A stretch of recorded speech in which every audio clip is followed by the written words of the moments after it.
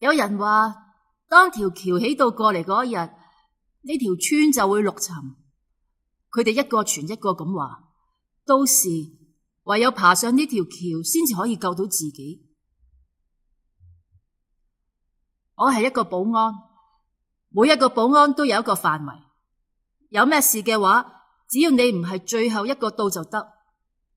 佢哋係咁講，最緊要唔好覺得自己係英雄。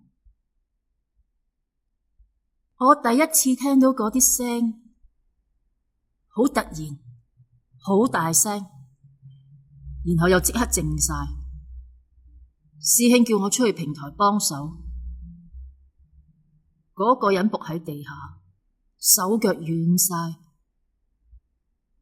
我第一次見到咁多血，喺平台得返我一個，企咗好耐，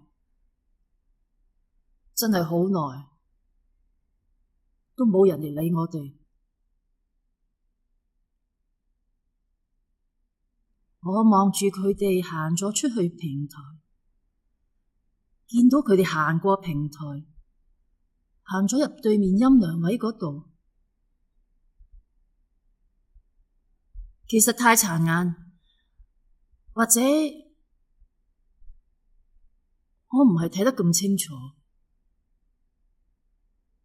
或者